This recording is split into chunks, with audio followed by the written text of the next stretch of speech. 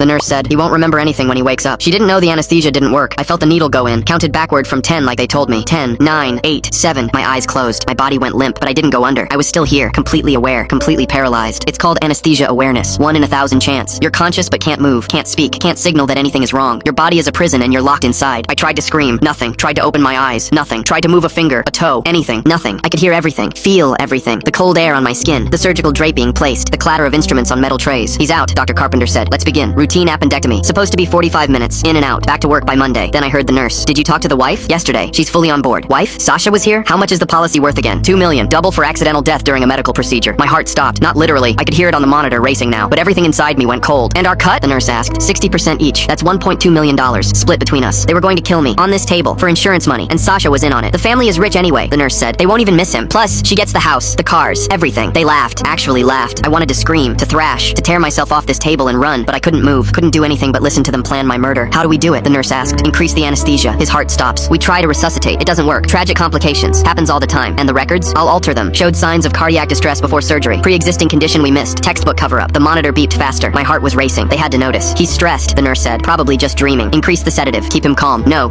If they gave me more, I'd actually die. I'd slip under and never come back up. I focused everything I had on my left hand. Every ounce of energy. Every thought. Move. Nothing. Move. Nothing. Ready? Dr. Carpenter asked. Ready. I heard the syringe. The tap of a needle against glass. Move. Please. Move. My finger twitched. Once. Tiny. Almost imperceptible. But the anesthesiologist saw it. Wait! I focused harder. My whole hand this time. It moved. Lifted an inch off the table. What the hell? My arm. I could feel it coming back. The paralysis wearing off. He's waking up. That's not possible. I gave him enough to... I opened my eyes. Dr. Carpenter was standing over me. Syringe in hand. Face frozen in shock. The nurse dropped her clipboard. I couldn't speak yet. My throat was still paralyzed, but I could move my arm. Could point. I pointed at the ceiling. At the camera in the corner. The one connected to the hospital's cloud server. The one that recorded everything for liability purposes. The one they forgot about. I mouthed one word. Recorded. Dr. Carpenter's face went white. He looked up at the camera, then back at me, then at the nurse. We need to... The door burst open. Security. 2 officers. And behind them, a man in a suit I recognized from hospital administration. Dr. Carpenter. Nurse Chen. Step away from the patient. This is a misunderstanding. We monitor the surgical feeds remotely. We heard everything. Everything. Every word about the insurance money. The murder plot. Sasha. They cuffed them right there in the operating room. Dr. Carpenter didn't resist. Just kept staring at me like he couldn't understand how I was awake. The nurse was crying. It was his idea. I didn't want to save it for your lawyer. They wheeled me to recovery. A different doctor. A different nurse. People I could trust. My voice came back an hour later. The first thing I said was, where's my wife? They found Sasha in the waiting room, playing the worried spouse, dabbing fake tears with a tissue. They arrested her in front of everyone. She looked at me as they dragged her past my room, confused, betrayed, like she couldn't understand how I'd survived. I just smiled. 2 months later, I testified at all 3 trials. The anesthesiologist confirmed what happened. A rare reaction that left me paralyzed but conscious. 1 in 1,000 chance. 1 in 1,000 chance that saved my life. Dr. Carpenter got 25 years. The nurse got 15, and Sasha got 20. But the best part was watching her face when the prosecutor played the surgical footage, and she realized the husband she tried to kill had heard every single word, including the part where she called him boring in bed and worth more dead.